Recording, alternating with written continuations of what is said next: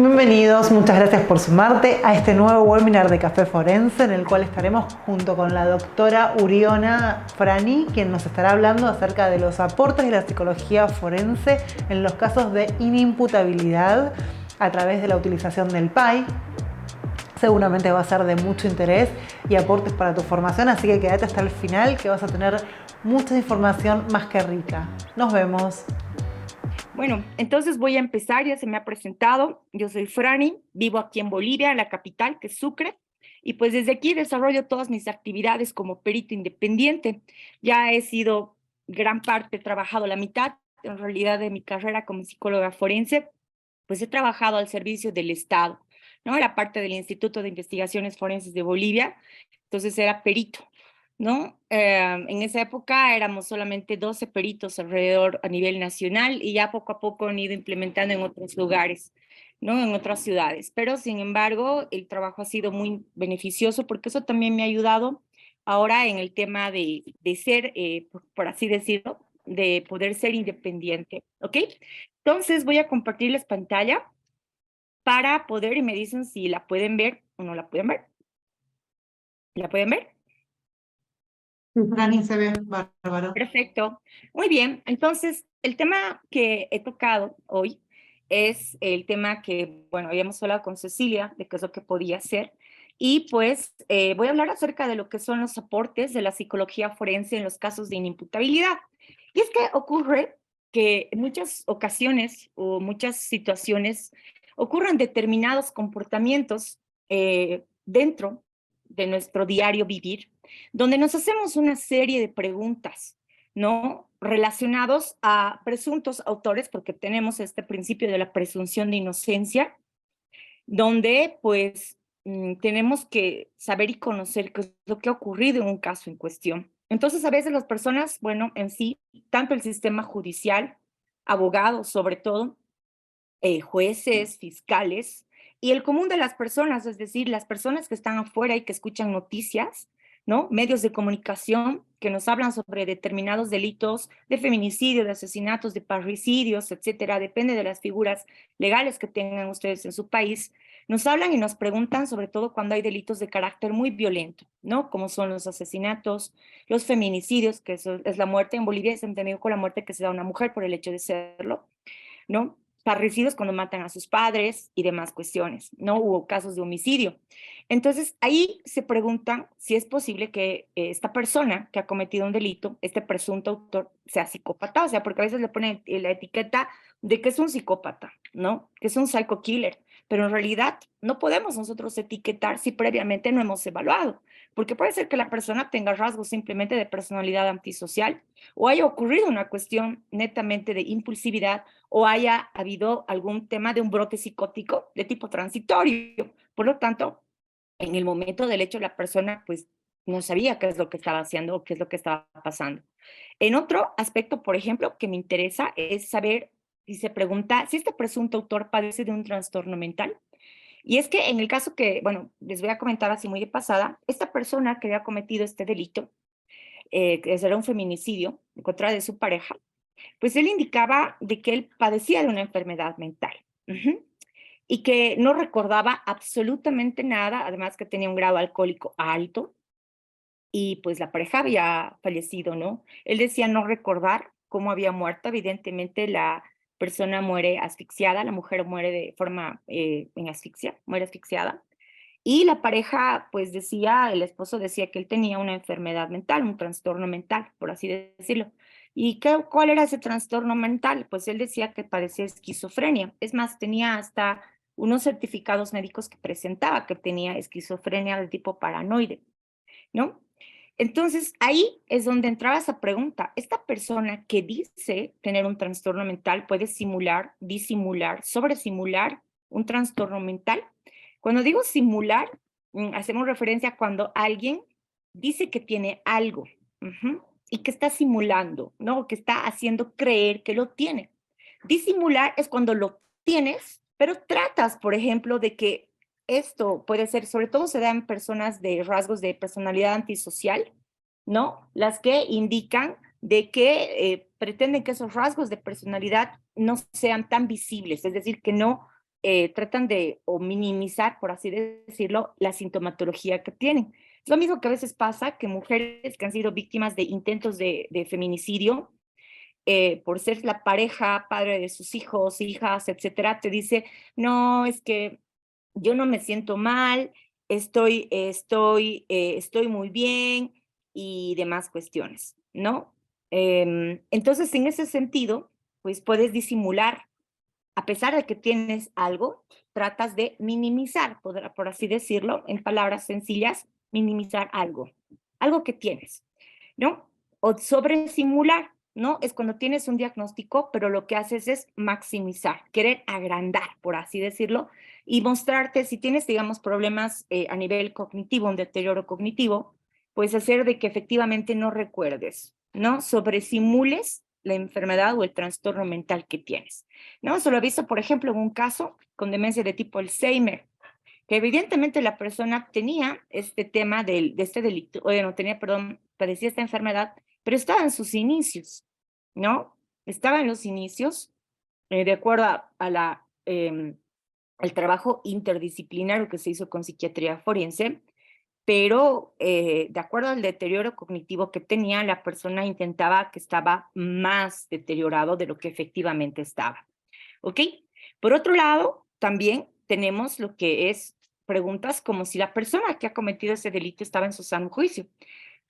Yo creo que es el kit de lo legal en todo este tema, ¿no? Porque realmente una persona puede tener un trastorno mental, ujú, pero el trastorno mental no significa cuando tienes, por ejemplo, una esquizofrenia, que todos los días estás con síntomas psicóticos o síntomas positivos, como ideas delirantes, alucinaciones de tipo auditivo, táctil, etcétera, las que puedan existir. No estás todos los días en esa. Hay un curso en la enfermedad. Entonces aquí lo que nos va a interesar es que si en el momento del hecho la persona realmente no estaba en ese uso de sus capacidades cognitivas superiores. Entonces, por eso las personas estaban en su sano juicio, es decir, entendía, comprendía que lo que estaba haciendo era un delito, sabía que era un delito, sabía que estaba realizando esas acciones que son antijurídicas. Y entonces, ante estas preguntas que se pueden realizar, nosotros como psicólogos forenses, pues realizamos evaluaciones psicológicas forenses a estos presuntos autores de un determinado delito. Entonces ahí se preguntan, ¿y qué pruebas son las que podemos utilizar? En estos casos donde la defensa está planteando que esta persona es inimputable. No, evidentemente el término jurídico sería incidentarle en imputabilidad, ¿no? Sobre todo cuando ya pasa. Ujú. Pero, ¿qué ocurre? ¿No? Que las cosas avanzan y sabemos que la justicia en ningún país creo que no es pronta ni oportuna. Entonces, en este sentido, las evaluaciones forenses pueden darse incluso en etapa de juicio, no en la etapa preparatoria, sino directamente a juicio. Entonces, cuando estamos en juicio, es cuando ahí se nos establece tanto de la una parte como de la otra.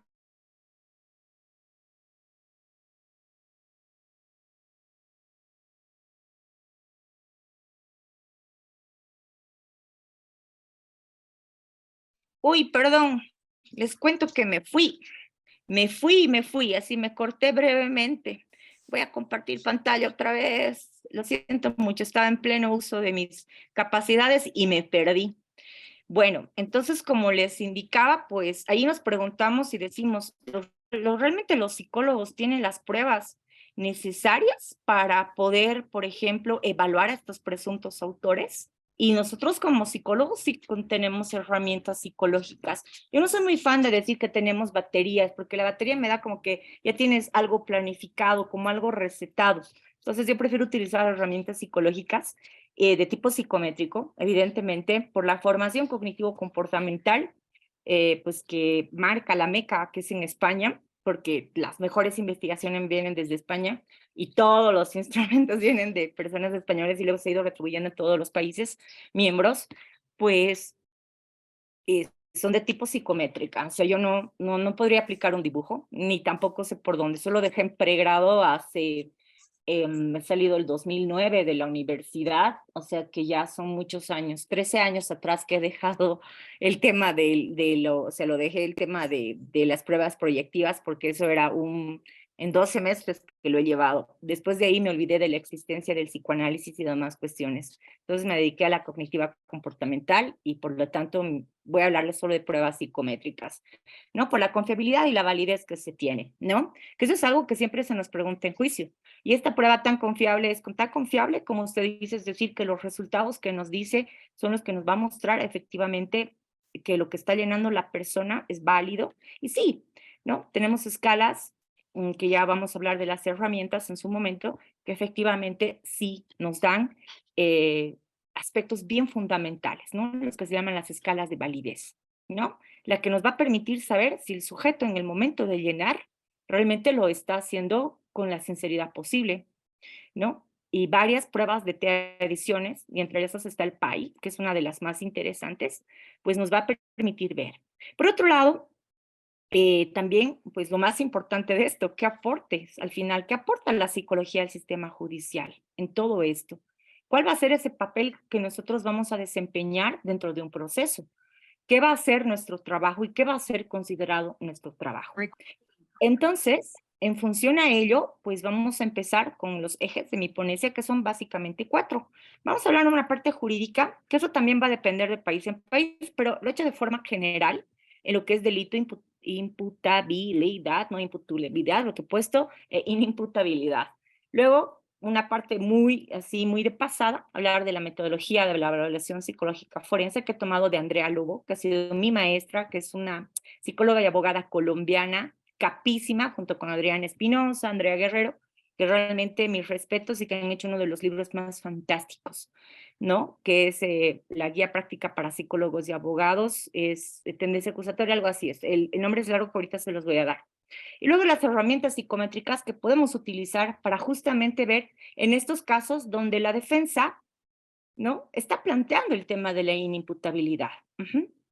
Es decir, que esta persona que pues tiene determinadas características o está pasando por una determinada enfermedad mental, o perdón, trastorno mental, y cuáles son esos aportes que vamos a hacer desde la psicología, es decir, qué es lo que hacemos a partir de todo ello, de las evaluaciones, de la aplicación, qué es lo que al final otorgamos como producto y qué es lo que tenemos que hacer. Entonces, como definiciones jurídicas muy así de pasada, sabemos que los delitos son todas aquellas conductas que son castigados por la ley con una pena, que pueden ser penas privativas de libertad, penas no privativas de libertad, pueden ser vías multas, puede ser trabajo comunitario, dependiendo de cada legislación que tiene cada país. Obviamente cada delito tiene peculiaridades y tiene penalidades distintas. No es lo mismo un homicidio, por ejemplo, en Bolivia, que es 20 años, cuando te dice el que matare a otra persona, 20 años, listo. Y no es lo mismo un asesinato que tiene 30 años sin derecho a indulto, o sea que cumples 30, ¿no? Igual que un feminicidio, 30, ahí no hay libertad condicional, no hay que si te portaste bien, no hay existencia de aquello. El delito es así bien básico, ni voy a poner autores ni nada porque es algo que he sacado así de rápido, que es la acción u omisión típica antijurídica culpable y punible, ¿no? Y aquí algo importante es que evidentemente es la acción u omisión, porque a veces hay personas que omiten realizar determinadas acciones que complementan o que constituyen un delito. Dejan de darle su medicación de forma tal que la persona muere porque no se le asiste, ¿no? No se le asiste. Y ahí puede entrar como homicidio culposo y ahí es donde entran los abogados. Como me decía mi maestro Carlos Velázquez, es tema de abogados. Tú no te pongas a tipificar el delito o a tratar de encajar tu evaluación en el delito, donde te preguntan a la pregunta la respuesta. Antijurídica, obviamente, porque va en contra de una normativa, de la ley, de la norma, que empieza desde lo que es la Carta Magna y así sucesivamente. Es culpable porque evidentemente hay una cuestión de efecto de culpabilidad, que es la importancia en lo que se refiere a la atribución que le damos a un autor de un acto o comportamiento que efectivamente va en contra de la normativa para hacerle responsable del mismo. Entonces, y punible, pues que tiene una punición, tiene una penalidad. Entonces, ahí podríamos configurar un concepto claro de lo que vamos a entender como delito. Es cometer un acto que va en contra de la normativa, ¿no? Y de la cual nosotros nos vamos a hacer responsables a partir de la culpabilidad. Pero quien va a establecer la culpabilidad o la inocencia de una persona en la última instancia es un juez. Y eso es algo bien fundamental que a nuestros evaluadores, a nuestros evaluados, Y evaluadas les decimos, la evaluación psicológica forense que nosotros estamos realizando es específicamente una prueba más dentro de un proceso que se han dado muchas otras pruebas, que no es la prueba que te va a culpar o que te va a absolver, no que te va a absolver o que te va a culpar, sino que esta va a ser valorada por el juez. Que eso es algo importante porque a veces pues pasa y me ha pasado que ha habido personas en las cuales eh, me han indicado, me han mandado mensajes, por eso no tengo redes sociales. Yo no existo en redes sociales, no tengo redes sociales, por el hecho de cuidar la cuestión de dónde estoy, porque antes ponía que estaba aquí, que estaba allá, que estaba viajando así, pero después he dicho no, porque ya alguien me escribió desde un penal para decirme, le he visto dando tal curso, cualquier ratito me voy a entrar, y he dicho, ufa, no, si este la mató a 2 personas sin asco y de una forma tan violenta, a plan de piedradas, a mí me puede matar nomás como su manito y mi cuello delgado me mata, entonces yo le creo que me pueda matar, porque ha sido bien claro en su amenaza. Salgo y la busco. Entonces, cuando me busque, tal vez yo esté en Canadá, definitivamente. Y bueno, ¿qué es la imputabilidad? Es esa aptitud que tiene la persona para responder por los actos que realiza. Todos nosotros, todos nosotros, todos nosotros, pues somos imputables. Es decir, que nosotros podemos responder. La norma establece que nosotros podemos responder a los actos que nosotros realizamos, ¿no? Cada uno, cualquiera de nosotros puede cometer delitos, claro, y puede ser imputable, claro, puede que sí, puede que nos den esta cuestión de por elementos, que encontrar elementos y pues ponernos como imputables, ¿no? Que podemos ser juzgados. Entonces podemos decir también que la imputabilidad va a comprender ese conjunto de facultades psíquicas mínimas que debe poseer el sujeto autor de un delito para ser culpable del mismo, ¿no? Porque se presume que la persona goza de capacidades, ¿no? Es decir, que en el momento de la acción el sujeto goce de inteligencia, discernimiento de sus actos y sobre todo que goce de la libertad de su voluntad. Es lo que se dice la cuestión volitiva. Es decir, que nosotros tenemos las capacidades cognitivas superiores, funciones ejecutivas y volitivas intactas. Por eso entendemos y comprendemos que lo que estamos haciendo es un delito. ¿Ok? Eso es lo que va a presumir la ley, que todos somos imputables, que todos gozamos. Pero, ¿qué ocurre en el caso de la inimputabilidad? Que es algo para mí difícil de probar, ¿no? Porque a veces pasa de que es bien complejo probar por varias razones en el sistema judicial, porque a veces no se tienen las personas adecuadas que puedan realmente tener los conocimientos y especialidad para hacerlo, ¿no? En todos mis años, 13 años que ejerzo como psicóloga forense, no puedo más porque la edad no me da para más, pues solamente he tenido 2 casos que se le han declarado inimputable a 2 personas, ¿no? Al caso que les voy a presentar, nada, eso se estaba inventando que tenía un trastorno mental, aquí no había nada, estaba simulando un trastorno. Uno, que justamente Cecilia me ayudó, que le comenté de una señora por infanticidio, que efectivamente ha salido absuelta después de un juicio oral, y la han absuelto por el tema de la inimputabilidad, ¿no? Se ha demostrado esta cuestión de que ella en el momento del hecho, por el trastorno mental que ella tenía, ha cometido un delito. Por lo tanto, no tenía las capacidades cognitivas superiores, atención, memoria, etcétera, en ese momento intactas, no tenía esta capacidad de razonamiento, de juicio, ¿no? Para entender sus acciones. También nos dice que puede darse desde la normativa boliviana, ustedes ya me dirán tal vez si es igual o no, ya lo verán, que hay una perturbación de la conciencia, una grave perturbación de la conciencia, una grave insuficiencia de la inteligencia, como por ejemplo la discapacidad intelectual, ¿no? Que ha habido gente que ha cometido delitos, pero eso va a depender del grado de discapacidad intelectual, porque hay leves, que ahora que en el C11 y el DSM-5, TR, pues nos habla que ya no hay los limítrofes, porque el limítrofe antes era el que estaba entre el leve y el normal, digamos, entre comillas. Ahora ya está considerado como leve, ¿no? Como un leve funcional. Y hay muchas personas que pues están ahí, pero que tienen esa discapacidad, pero no se dan cuenta por el hecho de que son más, ¿cómo les puedo decir? Que son más funcionales. Entonces solamente tienen mayor dificultad para aprender o para realizar cosas.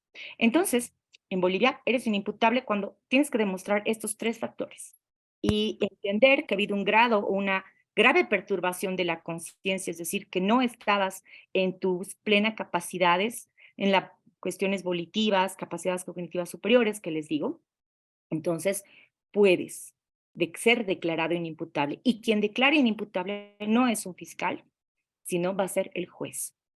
Puede ser el juez de instrucción si estamos en las primeras etapas, y en este caso el tribunal de sentencia por ser un delito grave. Y bueno, también puede ser perturbación de la conciencia, que ha pasado hace muchos años atrás aquí en Bolivia, un caso interesante. Lo pueden buscar por Google, porque en Google puedes googlear miles de casos. Por ejemplo, he seguido el caso de los rugbyers de Argentina, que me encantó. ¿No? Me encantó por toda la situación. He visto ahí a los 8 que estaban ahí, casi uno creo que se desmaya. Yo decía, ¿se está desmayando o está simulando un desmayo? ¿No? Entonces era como que veía una y otra vez, pero ha sido uno de los casos que también me han gustado mucho verlo, ¿no? Desde el nivel, desde la psicología. Ujú. Y solamente uno que lo van a buscar es un caso, ponen caso, así no sé, pues ustedes saben que todo es posible en Google, pero ahí ponen caso de persona encontrada en su mochila la cabeza, así digamos, pónganle así, cabeza de ser humano La Paz. ¿No? Y eso ocurrió en el Alto, en La Paz, una de las ciudades de La Paz, donde encontraron a un chico que estaba así caminando con otros chicos más que habían ido a chupar toda la noche, y ahí justamente unos policías les dicen, oye, ¿qué están haciendo? Y no sé qué, y él se puso medio así como alteradín, ¿no? Así de qué cosa, sí, a mí no me hagan nada, así, cuando le he dicho, oye, ven, vamos a revisar tu mochila, y han encontrado la cabeza de una persona. Y las personas que estaban con él casi se dan un tiro, porque decían, hemos chupado con alguien que tenía una cabeza toda la noche en el boliche, y sí, y esta persona no recordaba. ¿Por qué? Porque tenía un problema de alcoholismo. No le hicieron la alcoholemia en ese momento, que fue así el punto de quiebre porque podía haber sido declarado inimputable.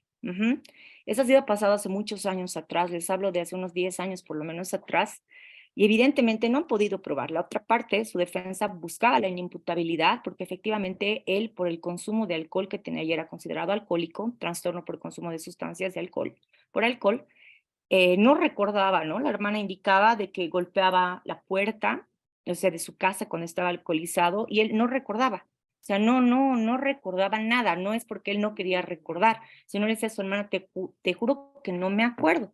Y cuando van a la escena del hecho y no sé qué, encuentran obviamente en su cuarto algo bien interesante, en su cuartito, que había cercenado partes, el pene y la lengua estaban metidas en el refri, le había cortado la lengua, el pene, los testículos, o sea, había hecho varias cosas, pero él decía decía no recordar, pero esto era un recuerdo que no era, eh, que era algo, como podríamos decir, no genuino, sino era genuino, pero no ha podido demostrar en sí la defensa esta cuestión de la inimputabilidad, ¿no? Porque por las características, porque se iba a tomar y demás cuestiones, ni siquiera se acordaba que tenía la cabeza. Y ahí es donde hay ese punto para decirle al sistema judicial, ¿realmente él dice no recordar o es que efectivamente no recuerda? Y ahí ha habido una cuestión de que tampoco ha habido, para mi gusto, una buena evaluación que se ha realizado porque no había psiquiatras forenses, se contrataron a uno que era solo psiquiatra, pero que no pudo realmente hacer las evaluaciones correspondientes y además el tema de la alcoholemia, ¿no? Sí tenía un largo historial de alcoholismo desde los 15 años, él tenía unos 21, 22 años. Entonces, este grado de insuficiencia de la conciencia entraría también con personas que tienen trastorno por consumo de sustancias, ¿ok? La semi-imputabilidad es cuando esas circunstancias, pues, no excluyen la totalidad, es como que parcialmente excluyen esa capacidad de comprender, ¿no? En su forma parcial, por así decirlo. O sea, esa capacidad de comprender la antijuricidad de su acción o conducirse de acuerdo a esta comprensión, ¿no? Es semi-imputable, es decir, que no recuerda. No, ellos se fueron de la defensa de este chico por la inimputabilidad y no plantearon en realidad la semi-imputabilidad, que es la que podría haber tal vez encajado. Pero bueno, ahora está cumpliendo creo los 30 años nomás. Y bueno, a partir de estos datos que tenemos, ¿qué es lo que hacemos como forenses? Cuando se nos presente un caso, ¿no? Que a mí se me han presentado varios casos de infanticidio, de feminicidio, asesinatos y demás, cuando era perito del Estado, y como perito independiente también, porque la parte querellante, ¿no? que se ha constituido como parte civil en el proceso, solicitó que mi persona, y junto con un psiquiatra forense, que es Cristian Bravo, pues con él hemos ya trabajado varios casos juntos, justamente para ver esta cuestión de la inimputabilidad. Obviamente que la otra parte sí estaba de acuerdo, pusieron su consultor técnico, o consultores técnicos, sus veedores, tanto de ambas partes, de psicología como de psiquiatría, pero no había un poco por dónde perderse en este tema. Básicamente, nosotros como psicólogos nos vamos a basar por un requerimiento, nuestra metodología, cómo empieza nuestro trabajo, a partir de un requerimiento fiscal o una orden judicial, ¿no? A partir de establecer que nosotros vamos a ser nombrados como peritos, porque para hacer este tipo de evaluaciones necesitamos ser peritos, ¿no? Ser nombrados como peritos, hacer el juramento respectivo. Cuando eres en Bolivia, cuando eres del Estado, ya no, por la 1173 ya no es necesario jurar, pero en juicio sí tienes que jurar. Es necesario cumplir con todas las formalidades. Haces tu juramento de ley, te ponen los puntos de pericia y tienes un plazo de presentación. Esto puede ser obviamente susceptible de ampliación, porque a veces la normativa te dice 10 días hábiles, y en 10 días hábiles ni vas a terminar los 20 expedientes que puede existir en un caso. Entonces puedes pedir más tiempo. El trabajo, en estos casos, para mí de inimputabilidad, para mí es fundamental. Sí se requiere, en función a eso, un trabajo interdisciplinario. Ahí considero de que tanto el psiquiatra forense como el psicólogo forense, pues no somos ni más ni menos. Estamos en el mismo estatus. Y es que algunas personas piensan que es mejor un psiquiatra que un psicólogo, cuando en realidad psiquiatra y psicólogo respondemos a una determinada situación desde nuestras ciencias.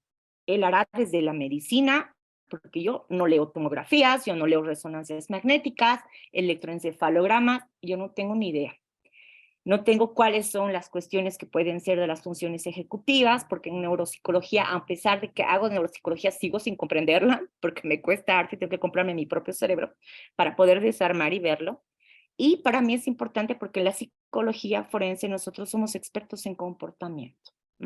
Ver otros aspectos relacionados a lo que es la simulación, disimulación, ver específicamente las capacidades cognitivas, ver las capacidades en cuestión de comportamiento, ¿no? Ver la cuestión también de la afectividad.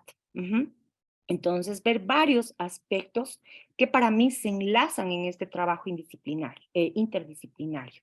¿No? Yo soy muy fan en casos de inimputabilidad, cuando me dicen esta persona esto, con psiquiatra forense. ¿Por qué? Porque ahí me dicen, hay una historia clínica de la vida de esta persona, ¿no? Que ha ocurrido varios aspectos, ha ido al psiquiátrico, ha tenido esto, se tienen estas resonancias, que obviamente yo no las voy a poder leer, porque yo no soy psiquiatra. Entonces, la parte médica lo verá el psiquiatra y la parte psicológica se va a complementar. Y hacer un trabajo interdisciplinario es fundamental. Evidentemente, en otros casos he trabajado sola porque no había una historia clínica. Entonces, no ha habido necesidad de. Entonces, el procedimiento, pues básicamente se trabajan en estrategias y es logística. A partir de la lectura del expediente, que aquí me falta después del plazo de presentación, hay que leer el expediente. Es fundamental. Plantearnos hipótesis en función de lo que vamos a trabajar y para a partir de ello, pues escoger las herramientas que vamos a utilizar y el lugar donde vamos a evaluar. Generalmente vamos a evaluar a personas que pueden tener detención domiciliaria, o pueden tener en su caso, o pueden estar en libertad, pero con detención, o sea, diferentes cuestiones, o también en el penal, que generalmente los encontramos.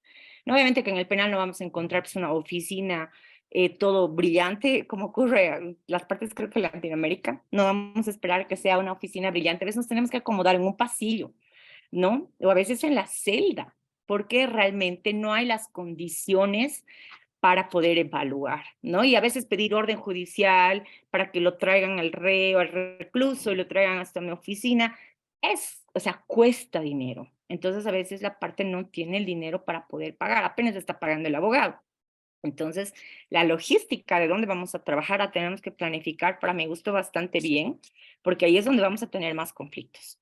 Luego, tenemos esta cuestión de la fase descriptiva, que es donde vamos a recoger toda la información. Es cuando ya vamos a tomar contacto con la persona, la toma de entrevista, aplicación de pruebas, la exploración mental, y también la fase técnica, donde vamos a analizar toda la información, interpretar resultados. Ahí podemos hacer consultas con otros colegas, que es lo que yo suelo hacerlas. La verdad que es una práctica que le he empezado a aplicar desde hace tiempo, ¿no? Ahora que he conocido a colegas que están de otros países, pues siempre les consulto, incluso sobre temas éticos, deontológicos, y Cecilia particularmente es ella con la que siempre le consulto ese tema porque, pues bueno, nos hemos caído muy bien en ese tema y eso es algo bien interesante de la cuestión de los microsistemas. ¿Por qué caes bien a alguien? ¿Por qué caes bien a otro? ¿Por qué te relacionas mejor? Es también parte de, ¿no? Es parte también del ser humano, de cómo somos nosotros, ¿no? Y a partir de esta fase técnica, pues confirmamos o no nuestras hipótesis planteadas, porque si no nos planteamos hipótesis, podemos venir con este sesgo y decir, esta persona es un depravado sexual que ha matado a todas las mujeres, cuando en realidad puede que no lo sea. O puedes sesgarte y decir, esta mala madre que ha matado a su hijo, ¿cómo es posible? Es una asesina. Entonces, tampoco podemos olvidarnos de los derechos humanos y tampoco irnos con este sesgo de confirmación, decir a pesar de que todo lo que nos muestren nos indiquen lo contrario. Y lo mismo cuando estamos evaluando y decimos, esta persona no ha sido, no ha sido, no ha sido, y a pesar de que todo nos muestra que efectivamente la persona ha cometido este delito, nosotros no queremos ver. Eso es lo que se llama el sesgo de confirmación en palabras más simples, para aquellos que no son psicólogos y que están abogados, porque hay gente que sé que son abogados y que están acá presentes. Y por último, con todo eso, hacemos nuestro dictamen. Y este dictamen va a ser el aporte de la psicología. Ese dictamen tiene que estar bien elaborado porque se tiene que entregar a la autoridad requiriente. Puede ser un fiscal, puede ser un juez, dentro del plazo establecido y siempre tenemos que tener una copia personal, lo que se llama el expediente forense. Es algo que en el anterior webinar que tuvimos con David Ramírez de Costa Rica, pues él nos hablaba del expediente forense, de todo aquello que nosotros tenemos que guardar de un determinado caso, grabaciones, los protocolos de las hojas de respuesta, todos los datos que nosotros tenemos de esa persona es nuestro expediente forense, que evidentemente ese expediente no se lo muestra a una autoridad jurisdiccional, se le presenta la elaboración de este dictamen, se presenta un dictamen que tiene que tener, como nos dice Enrique Cheburúa, rigurosidad, tiene que ser técnico, pero no usar tanto tecnicismo porque estamos yendo a nuestros resultados están yendo a autoridades que desconocen de términos técnicos, psicológicos, y el error más común que se tiene es que pensar que mientras más técnico eres, mínimo eres más capo como psicólogo, y es más bien en forense al revés. Tienes que ser más explicativo, más que cuando alguien lea tu dictamen, diga, le entendí perfectamente. Y si hay cosas que baches que los mismos abogados y los mismos jueces no comprenden cuando te están haciendo las preguntas en juicio oral, es que nosotros ahí es donde tenemos que ser bastante explicativos de forma clara y pues podemos acreditarnos, ahí acreditamos como peritos, nos ratificamos, a veces simplemente nos ratificamos y nos dicen muchas gracias, a veces tardamos más en entrar que en salir, pero otras veces nos quedamos hasta 2 a 3 horas. Mi récord es 3 horas y media, que ahorita estoy llevando en el top cuánto tiempo me he quedado sentada en el banquillo y ya no sabía ni cómo sentarme y le dije que me iba a parar porque ya no aguantaba estar sentada, ya mucho tiempo tampoco el cuerpo aguanta. Entonces me he parado, me apoyaba así porque me han hecho muchas preguntas, porque es interrogatorio y contrainterrogatorio, y es lógico, las partes tienen todo el derecho de preguntarnos, y nosotros como psicólogos tenemos que fundamentar teóricamente, científicamente, nuestras conclusiones a las que nosotros hemos llegado. Eso no significa que vamos a entrar hechos a los buenos, mínimo hechos a los capos, que tenemos todo el saber, porque eso más bien puede ayudar en muchos casos que he visto que han hecho eso, pero les ha ido muy mal. ¿Por qué? Porque a veces hasta la actitud que uno pueda tener como psicólogo, pues hace mucho en las personas, ¿no? Recordemos que las personas somos distintos entre unos y otras personas, ¿no? Los jueces, abogados y la actitud también que nosotros tengamos cuando eres precisa, eres clara, sin ambigüedades, va a ayudar mucho, ¿no? Cuando te dicen, yo no he entendido esta parte, ¿cómo es eso que las personas con depresión pueden tener síntomas psicóticos congruentes con el estado de ánimo? Ah, pues yo les explico. La depresión, y ahí le explicamos que la depresión es pues lanzarse en cama y llorar ampliamente, porque eso es lo que uno se imagina cuando alguien tiene una depresión, pero en realidad puede ser lo contrario. Puede haber irritabilidad, fatigabilidad, cansancio, estar molesto todo el tiempo, ¿no? Y ahí puedes brotarte. Puede parecer que puedes tener un brote psicótico dependiendo también de otros aspectos de la personalidad, aspectos también a nivel neuropsicológico, etcétera. No tener una enfermedad de base. Pueden haber muchos factores para que una persona desencadene un brote psicótico estando en depresión. Y bueno, aquí está lo que les decía del libro. Es el libro de Andrea que se llama Psicología Forense en el Proceso Penal con tendencia acusatoria, guía práctica para psicólogos y abogados. Es uno de los mejores libros para mi gusto, que algún día me gustaría escribir uno así para mi patria Bolivia, para que pues por lo menos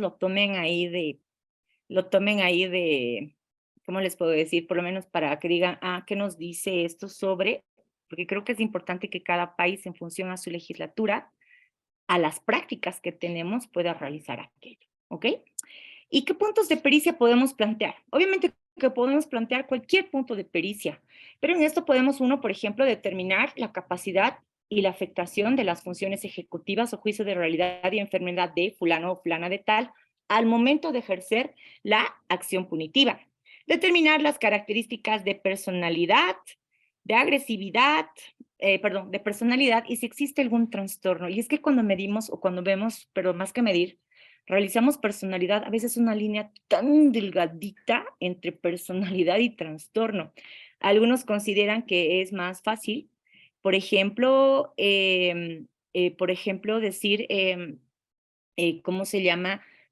Algunos dicen que es más fácil el trastorno que establecer personalidad, y les digo más bien es al revés, porque es una línea bien delgadita para saber cuándo es trastorno de personalidad y cuándo simplemente son rasgos de personalidad o estilo de personalidad, dependiendo de los autores. Recomendación, Teodora Millón, ¿no? La segunda edición, que es Los trastornos de personalidad de la vida moderna, donde ahí te explica cuáles qué personalidades incluso son más adherentes a tratamiento, quiénes te van a sabotear tu tratamiento, quiénes no van a realmente darle en el punto, o sea, personas que no van a poder lograr en terapia. Y es que la personalidad te puede jugar muy mal, ¿no? Por otro lado, también tenemos esta parte que es el estado mental actual al momento de realizar el peritaje, ¿no? Porque puede ser que un momento haya ocurrido su estado mental diferente. O yo puedo estar ahorita, me ven bien, pareciera bien, pero en realidad no estoy bien.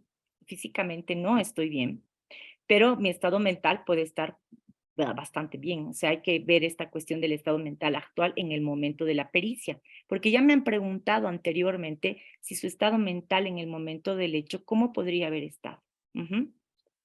Establecer la presencia de rasgos psicopáticos en la peritado o en el peritado de nombre tantos tantos, ¿no? Eso es importante porque la psicopatía considero que es un peligro.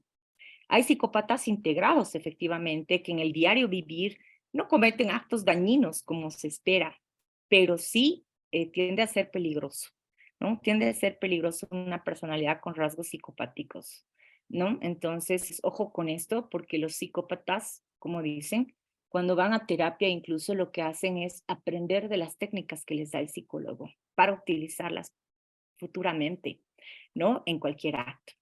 Y también la psicopatía, pues, hace de que la persona, pues, pueda ser posible de que nos engañe.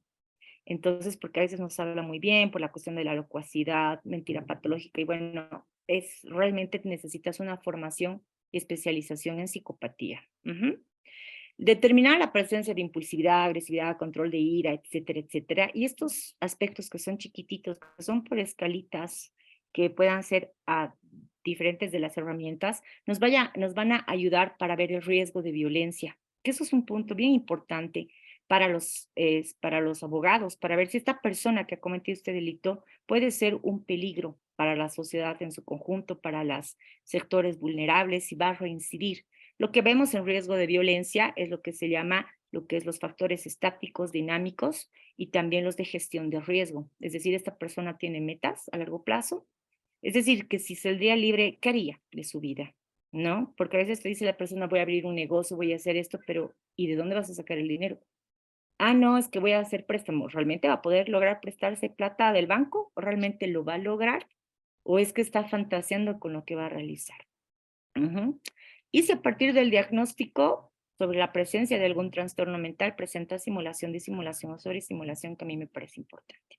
Y bueno, ¿qué herramientas podemos utilizar? Hay varias. La entrevista. Obviamente que la entrevista para el psicólogo es lo más importante.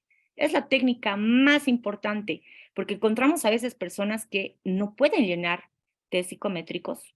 Entonces, a partir de la entrevista, nosotros tenemos que tener esa capacidad de poder lograr realizar entrevistas en función del trastorno mental que pueda tener esta persona. Ujú. La observación conductual, obviamente como método, como nos habla Francisco Labrador. Así que hay que revisar lo de Francisco Labrador, lo que se llama el libro Técnicas de Modificación Conductual de Francisco Labrador. Ahí la observación conductual te explica que hay de dos formas, la cuantitativa y la cualitativa. La cuantitativa es cuando tiene que haber ítems específicos de frecuencia, intensidad, etcétera.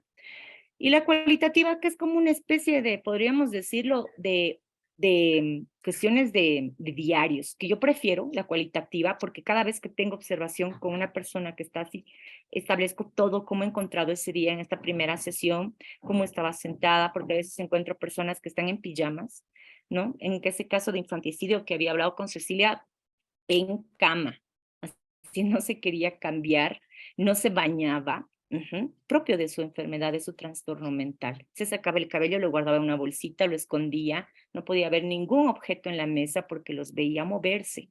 Entonces, no es que cuando da una persona tiene un brote psicótico, yo considero que es un camino sin regreso.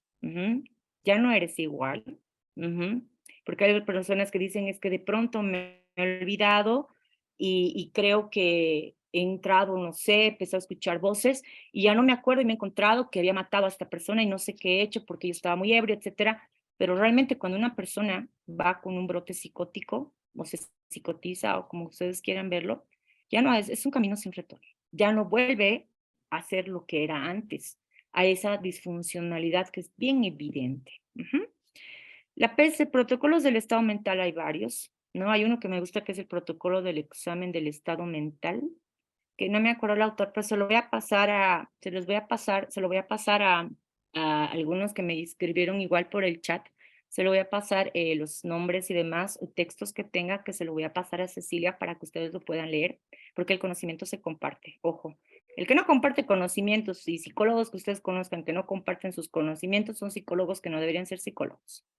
La PCLR de Robert Hare, que parece que es especializarse definitivamente. A mí me ha costado lágrimas con una colega que, bueno, que éramos del IDIF, que fuimos al curso que dio justamente la pupila, que es Elizabeth León Meyer, de la doctora, que ha hecho su doctorado de Chile en cuestión de psicopatía, y ella es la que nos ha sacado la infundia prácticamente a lágrimas, se ha aprendido realmente a hacer la PCL, y cuando tengan esta posibilidad de encontrar a Elizabeth que esté dando un curso, pues háganlo, reháganlo, se los recomiendo, porque es una capa. ¿No? Y pruebas de personalidad como el MMPI-2, el MMPI-2RF. Ojo, el MMPI-2 estamos hablando de la versión 2019, que son de TEA Ediciones. ¿Ok? TEA Ediciones es una de las empresas, considero que aplica de los test que tiene los mejores. Evidentemente estamos los psicólogos frente a un problema porque hay que comprar los pines, ¿no? Y eso cuesta, es un presupuesto. Y los del Estado son los que la sufren más. Evidentemente tengo colegas del Instituto de Investigaciones Forenses. Realmente me encanta porque tengo colegas que dicen, de mi sueldo lo saco porque mi trabajo está primero, porque no me voy a, así no me voy a decir, ay, sí, no tengo la prueba, es que la institución no me lo compra. Y yo realmente digo, sí, es algo así. ¿No? Los independientes tenemos la posibilidad de comprarnos y demás cuestiones. Yo sé que en la cuestión del estamento público no, pero tengo colegas que están acá presentes, Ale, Giovanna, Patricia, que ya sí se compran las pruebas, que se compraban las pruebas, que son del Estado o casi del Estado, en caso de Ale Castro, que la saludo, que se han comprado pruebas, porque decían, mi trabajo está primero y mi idoneidad también, porque no vaya a ser que luego, como yo defiendo algo, Porque cuando eres perito del Estado no puedes decir, este caso no me gusta. En cambio, cuando eres independiente, pues dices, con esto yo no me meto. O sea, yo no lo hago, ¿no? Te escoges. En cambio, cuando eres del Estado, lo que te llega, lo aceptas. Y aquí resalto el PAI, porque se les voy a mostrar justamente las escalas importantes, así muy rápido. Y bueno, pues puedes aplicar otras escalas en función a los puntos de pericia que les he contado, que hay la impulsividad de BIS, de la impulsividad de Barrett, el BIS 11, puedes utilizar el cuestionario de Bios-Durk, el de Bios-Perry, el control del STAXI-2, el STAXI-NA para adolescentes, el F5 de autoconcepto, y otros más que puedes hacer el TK y no sé cuáles, que son de adiciones. Y la valoración de riesgo de violencia, que lo aprendí de mis dos grandes maestros, de mis dos grandes maestros, Teck Nguyen y Ismael Loinas, que son también que trabajan con Andrés Puyó, con Antonio Andrés Puyó, que espero algún día conocerlo, ¿no? Porque he leído varios de sus artículos sobre lo que es peligrosidad y reincidencia, que en términos jurídicos entendemos desde peligrosidad y reincidencia, pero como psicólogos forenses es valoración de riesgo de violencia, ¿ok? Y bueno, ¿cuáles son esos aportes en realidad? Antes de llegar a los aportes, dejo de compartir porque quiero compartirles el PAI, ¿ok? Este es un PAI llenado. Este es el protocolo que te dan, lo pueden ver, espera un cachito. Ahora sí ya lo pueden ver.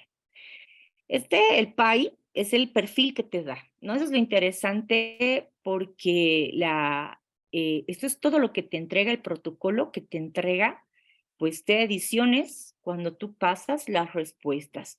Aquí podemos encontrar las escalas de validez que para mí son fundamentales, porque en el llenado que hace la persona, vamos a encontrar si la persona ha sido inconsistente al llenar. Es decir, si cuando ha llenado, algunos ítems son similares, pero volcados. Es como que te dice algo, pero en otro ítem como que lo dice lo mismo, pero de otra manera.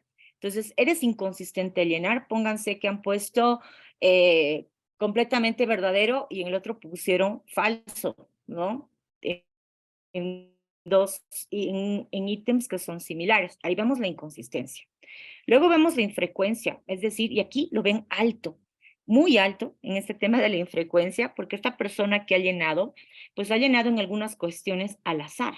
En la impresión negativa ha sido baja, es decir, que no ha intentado mostrarse devaluado como alguien que no tiene problemas. Y la impresión positiva es alta, ¿no? En el sentido de mostrarse que efectivamente tiene una imagen positiva más allá de lo que realmente es. Y como se ven, estos polos son bien opuestos, está muy así, ¿no? ¿Qué es lo que ideal que nos dicen? Que tiene que ir en la parte verde, verde clarita y naranjita, y no irse a esta parte que es entre el 80 y 100, mayor a 75, y en este caso marca 81.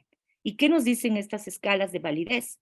Para que no se invalide el test, porque hay esta cuestión de la infrecuencia que podríamos decir que la persona ha respondido de una forma no sincera, y también porque da una impresión positiva, quiere mostrarse más, o sea, tiene más aquiescencia, más deseabilidad social, quiere mostrarse frente al evaluador o frente al proceso como una persona que realmente es muy buena, por así decirlo en esos términos, ¿no? Entonces aquí cuando ustedes ven el llenado, pues parece una persona tranqui, ¿no?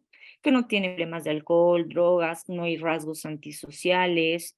Esquizofrenia no se refiere a que tenga la enfermedad, sino que tenga síntomas relacionados a la esquizofrenia, como por ejemplo los síntomas negativos, que es más aplanada afectivamente, que no demuestra mucho lo que es sus emociones, etcétera. A eso se refiere, ojo, ¿no? La paranoia, la manía, por ejemplo, aquí le pone un poco de 61, pero que no es tan evidente, ¿no? La manía es esa cuestión de euforia, ¿no? De esta cuestión de expansividad que tienes al hablarla. Luego estas son las clínicas, estas son las de relación al tratamiento. Como ven, él dice que agresividad no tiene cuando está siendo acusado por un delito de feminicidio. Él indica que efectivamente no recuerda nada, que tiene un trastorno mental, que se le declaró como esquizofrénico y presenta estos certificados médicos que no es mi psiquiatra, bueno, mi psiquiatra, mi colega psiquiatra es el que indicaba y decía dónde están las resonancias, dónde está esto, y ha empezado a pedir una serie de estudios que efectivamente él no tenía absolutamente nada, ni siquiera en su historia de vida, porque él tenía pues antecedentes penales de estafas, teleonatos de violencia, y decíamos, a ver, a ver, a ver, a ver, a ver, ¿dónde dice que esta persona, o sea, que tenía 10 delitos por atrás antes de este feminicidio y había casos de violencia? O sea, en todos estaba como una persona que no podía ser condenado, o sea, que no podía ser, perdón, juzgado, porque estaba con una enfermedad mental transitoria y por lo tanto no comprende ni siquiera lo que dice un juez, porque eso también está dentro de la normativa, que paran el proceso porque dicen hasta que pase esta enfermedad transitoria, perdón, este trastorno mental transitorio, no vamos a poder juzgarlo porque no entiende, sino que vamos a esperar después. Pero aquí algo interesante que sale dominante, a diferencia de la afabilidad. La afabilidad es la persona que pues tiende a aceptar las cosas, es más como que no dependiente, ojo, pero significa la afabilidad en el sentido de que la persona no, o sea, se va a ajustar, por así decirlo, a diferentes situaciones en las que va a poder, por ejemplo, aceptarlas y otras cosas no aceptarlas. Pero el dominante, en la dominancia, es cuando va a ser más verticalista, va a tratar de imponer sus opiniones, ¿no? Determinadas opiniones, comportamientos, exigencias. Y en función a todo esto, evidentemente, vamos a encontrar las subescalas de estas escalas clínicas que ven aquí, que están todas en verdecita, salvo el tema de la grandiosidad. Efectivamente, él era una persona muy egocéntrica, ¿no? Rayaba la psicopatía, rayaba la psicopatía, cumplía con síntomas psicopáticos, ¿no? Con más que psicopáticos, cumplía con algunos ítems para poder establecer que tenía psicopatía. Por la locuacidad, la forma de hablar, no hablaba de la enfermedad, que algo que lo había afectado y que te indicaba, y me daba la impresión que sí, lo había leído de Google, ¿no? Porque te decía muchas cosas de la enfermedad como si él los hubiera padecido, ¿no? Entonces es importante ver esta cuestión de la psicopatía. Evidentemente, y aquí es donde está el kit, porque es invalidado todo esto de acá, y se invalida por esto. ¿No? Nos dice el mismo manual que cuando dé infrecuencia más del 75 y la impresión positiva que está casi llegando al 70, lo veamos sin frecuencia con las escalas complementarias, ¿no? Para ver el índice de simulación y el índice de defensividad. Entonces aquí él está simulando ser alguien que no es y está en un índice de defensividad, es decir, que no quiere mostrarse tal y como es. Por lo tanto, al momento de hacer el manual, al momento de hacer la interpretación, claramente ha quedado invalidado. Y aquí, pues, para mí, pues, es, pues, como que material para el peritaje. ¿Por qué? Porque ahí he señalado que esta prueba, que es confiable, porque yo no puedo manipularla, no puedo cambiar, porque ni siquiera sé, porque es una prueba protegida, ¿no? Me indica de que esta persona ha invalidado la prueba. Por lo tanto, ¿por qué ha invalidado? Y ahí explico, ha invalidado porque la persona ha tratado de mostrar, primero, de simular algo que no tiene. Segundo, ha tratado de mostrarse deseablemente más aquiescente. Ha sido defensivo, es decir, ha mostrado defensividad, que las cuestiones negativas que él tiene, defectos que él tiene, los quiere mostrar que no los tiene, ¿no? Que es una persona íntegra, pero que sin embargo, supuestamente tiene un trastorno mental, que eso no lo ha podido, que efectivamente no lo ha podido, que no lo ha podido demostrar. Y bueno, para terminar, vamos a entrar a lo que son el tema de los aportes. En función a todo lo que les he dado, de todo lo que les he explicado, ¿cuáles van a ser esos aportes? Y en realidad dirán, nos ha hablado de muchas cosas, nos ha mostrado uno, pero ¿qué es lo que va a aportar la psicología forense? Primero, que nosotros cuando se nos da este trabajo, nosotros tenemos que ser primero conscientes, creo yo, de saber si podemos o no podemos hacerlo. Eso no nos hace ni más ni menos profesionales, más bien al contrario, muestra la ética y la deontología forense que nosotros manejamos. Si esto me hubieran dado hace unos 13 años atrás, cuando estaba haciendo mis años de provincia en el IRIF, olvídense, definitivamente que yo no tomaba el caso. Así que les decía que no tengo las competencias que ahora las tengo, para poder realizar este tipo de trabajo, porque para mí era antes camisa de 11 varas cuando he empezado. O sea, apenas si podía decir la palabra forense y poder diferenciar que es un hijo de la psicología jurídica. Estaba en ese proceso de comprensión, ¿no? Pero entonces, la psicología forense, ¿qué va a aportar? Primero, que la psicología forense, a partir de este dictamen pericial psicológico que lo presenta, esta prueba pericial es un elemento dentro de un proceso. Por lo tanto, tenemos que ser conscientes de la calidad que nosotros tenemos que presentar, ¿no? La forma, el estilo de redacción tiene que ir y va a ir a una autoridad jurisdiccional, va a ir a abogados que van a realizar consultas frente a estas situaciones. Entonces, es una prueba pericial que va a ser tomada en cuenta. Por lo tanto, tiene que ser bien redactada. El dictamen pericial tiene que plasmar los resultados obtenidos de forma clara y específica. ¿Qué pruebas se ha aplicado? ¿Qué significan cada una de estas pruebas? Porque yo puedo ponerles el PAI, MMPI2 y todos los demás, y todos van a decir, los psicólogos sí las entendemos, pero las personas que están en el ámbito del derecho dicen, ¿y eso con qué se come? Entonces, para evitar eso, justamente tenemos que explicar cada uno de los test que nosotros aplicamos. Si decimos, hemos utilizado entrevista, ¿para qué y qué es una entrevista? Aunque todos sepan. Las conclusiones, efectivamente, en nuestro dictamen tienen que ser claras en función a los puntos de pericia. Punto de pericia 1, personalidad. Tiene estos rasgos a partir de qué? De la teoría. ¿Qué nos dice Millón que es la personalidad? ¿Qué nos dice Vicente Caballo desde la personalidad? Y desde ahí responderemos de esos patrones de comportamiento, pensamiento y emociones que se dan a lo largo de la vida de un sujeto, etcétera, etcétera. Entonces diremos, esta persona, tararara, explicaremos. Y obviamente que estas conclusiones que nosotros vamos a dar tienen que ser lo más claras posibles. Porque este aporte que vamos a dar nosotros a un proceso va a ser importante porque la autoridad va a definir una situación. Un fiscal puede definir para una acusación, puede definir para un sobreseimiento, puede, si bien acusar, pero establecer la cuestión de la inimputabilidad, porque tiene los conocimientos necesarios o los elementos fundamentales para poder establecer que efectivamente esta persona que ha cometido un delito no estaba en la plena capacidad de en su funcionamiento. Y pues obviamente la defensa de juicio oral, que vamos a ser llamados, pues tenemos que exponer de forma clara, sin mucho tecnicismo, los resultados porque no nos van a entender. Tenemos que ser lo más claro posible. Evidentemente hay cosas que no vamos a poder no explicarlas si decimos un tecnicismo, digamos, está como en comorbilidad, por ejemplo, cuando si está comórbido con afecto negativo nosotros nos entendemos. Entonces les digo, cuando hablo de comorbilidades, cuando hablo de afecto negativo, es esto, esto, esto.